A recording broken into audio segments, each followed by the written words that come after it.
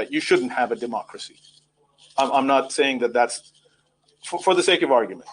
If you have a country with a billion, 100, 200, whatever the population of China is today, it's rational, it's reasonable to say that maybe we shouldn't have democracy. Maybe we should have a party with 50, 60, 70, 100 million people who manages the country.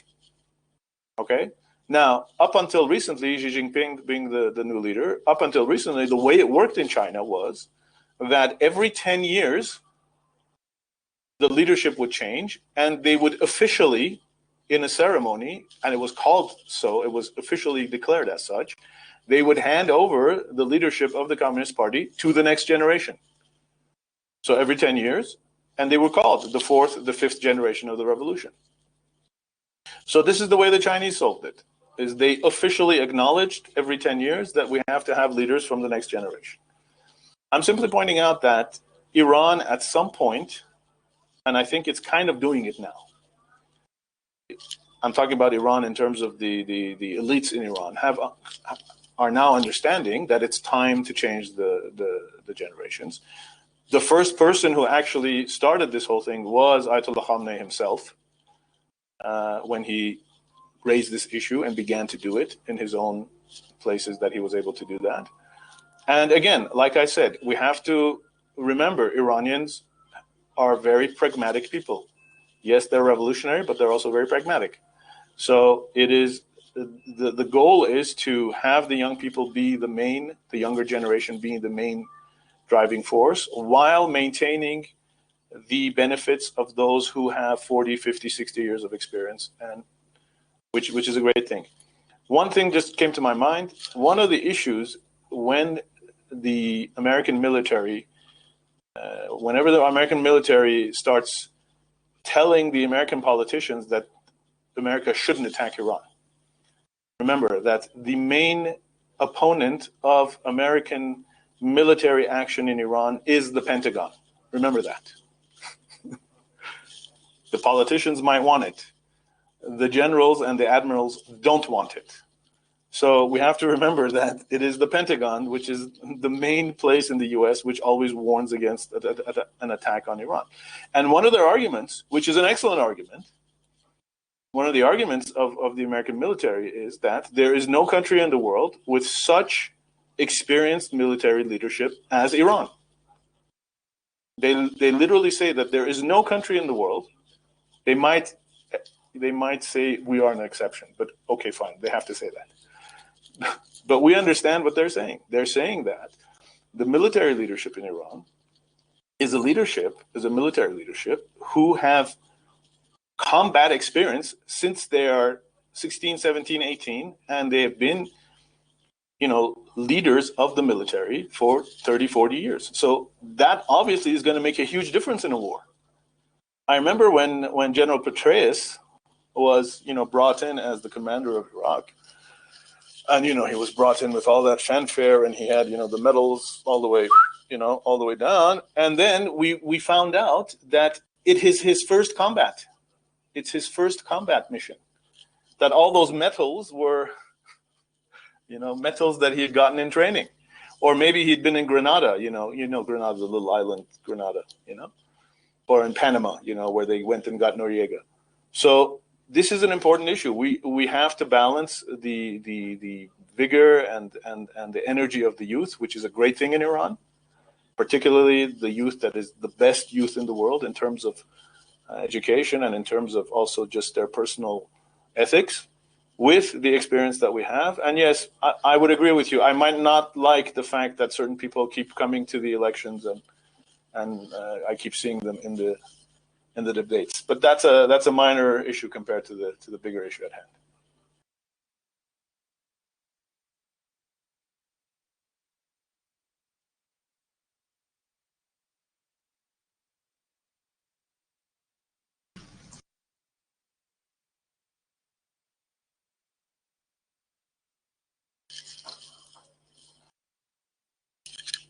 Sheikh Taib didn't come, right?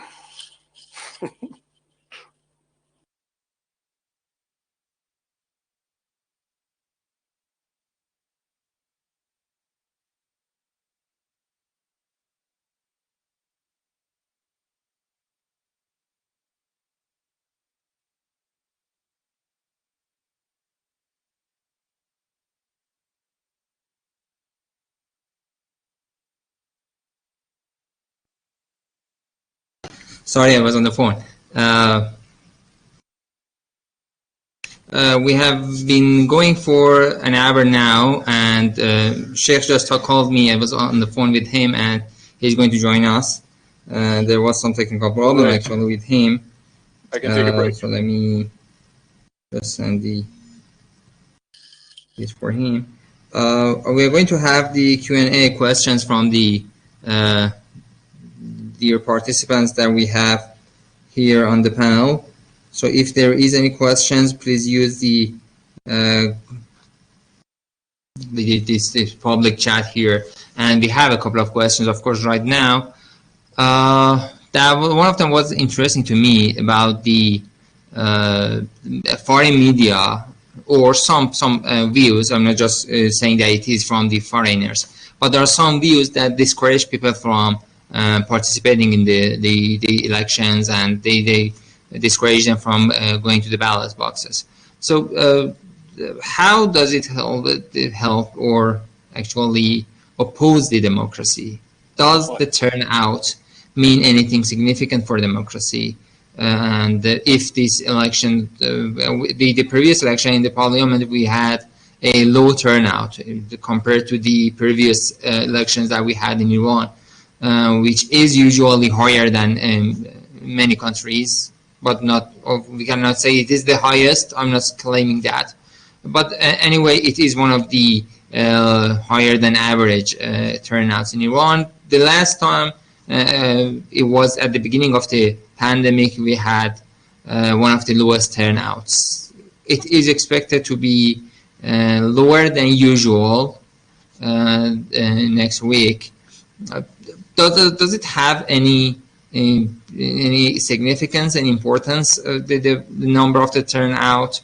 So if it is low, does it mean anything particular necessarily or not? And why the others or some opponents or the opposition groups are discouraging people from voting?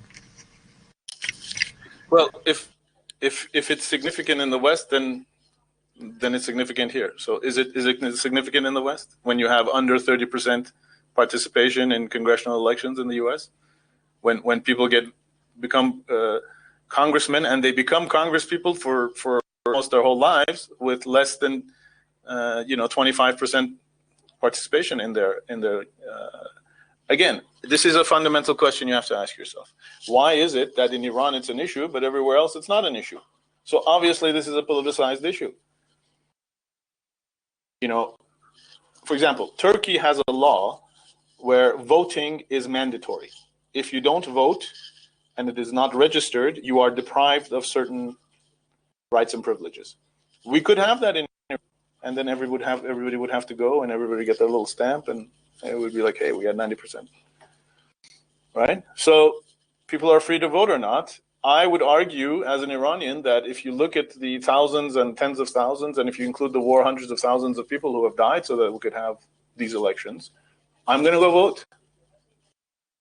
And I don't care whether the Americans or the Westerners or whoever think it's legitimate or not legitimate. I'm going to do it for my own reasons. I'm going to do it as an Iranian who is aware and conscious of Iranian history. I'm going to go vote. And it could be that I'm not happy with all the candidates, perfectly. And hey, guess what? That's the way it is in democracies or in places where there are elections. You're not going to get the perfect candidate.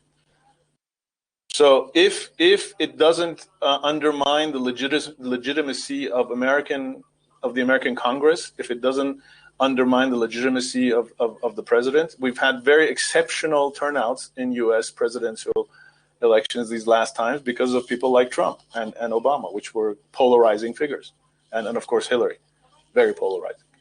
So people voted against people more than they voted for certain people. So if you take that statistically, if you factor that statistically, you'll see that in the U.S. you basically have 50% participation around over the history. We're not even talking about this time when you didn't have universal suffrage in the U.S. We're including.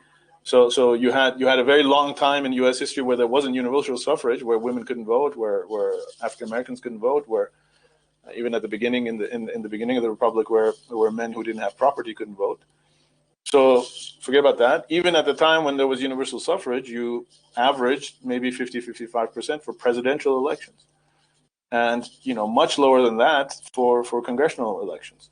So if that, in your opinion, undermines American democracy, okay. If you look at the British system, you have first past the post, which is a ridiculous system. You have tiny little, electoral constituencies where it's not even the absolute majority. It's however many people show up to vote, who gets the majority of those people, and that person becomes a member of parliament. Does that make, in the view of the British, does that make their parliament illegitimate? I would say, yeah, sure, maybe. So let's understand where this is coming from. If you look at it from the perspective of Iranian history, obviously this system, these elections, the people who are elected are completely legitimate. Like I explained at the beginning, this has been a process that's gone over 100 years. It's not about the legitimacy. If we have 40%, let's say we have 40% participation, does that make it illegitimate? No. It means that for various reasons, people didn't come. Whether it could have been, that they didn't find some of the candidates attractive. It could be that there was corona. It could be that there are many factors involved. So, if you have a system in which, 10% show up, yeah, sure, okay, I agree. Maybe 10% showing up is might be questionable. But something, if you get, especially in those countries which claim to be, cradles of democracy, whether it's Europe or North America, you have 30, 40, 50% participation, and nobody in their mind would sit there and go, oh, this is illegitimate. In fact, one of the reasons why Trump won, remember we had these discussions during the Trump elections, is one of the reasons Trump won is he was able to appeal to those 50% of the people who never came out and voted, neither Democrat nor Republican.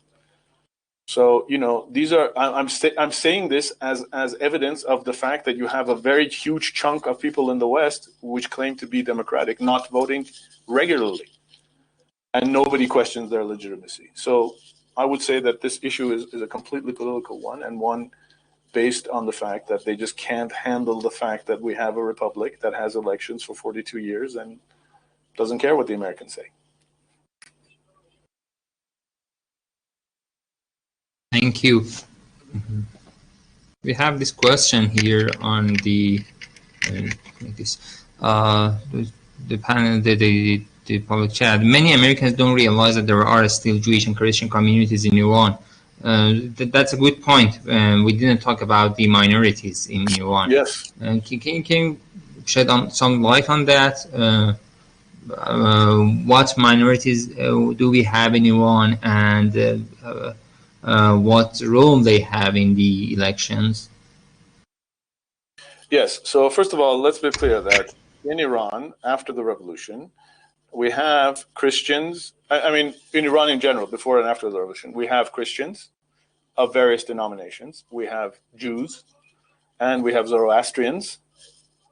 These are considered the main religious minorities in Iran. Now, when we say minorities, you have to remember, it's not like in the US or in France or in Britain. There are very tiny, small percentage of the population. So when we say minorities, we're not talking about some large multi-million, like, for example, in France, you have a couple million Muslims, or you have in Britain a couple million Muslims, or in the US. We're talking about a very small group of people, but because of Islamic law, they are protected according to Sharia. And this is one of the things that Imam was very adamant about when the revolution happened. When the revolution happened, you had worries. Some of the people in Iran were worried that, oh, what's going to happen to the Christians? What's going to happen to the Jews and the Zoroastrians? And Imam, one of the first things he had is, first of all, he had meetings with them. They came to see him. And he very clearly said that they are protected minorities. And very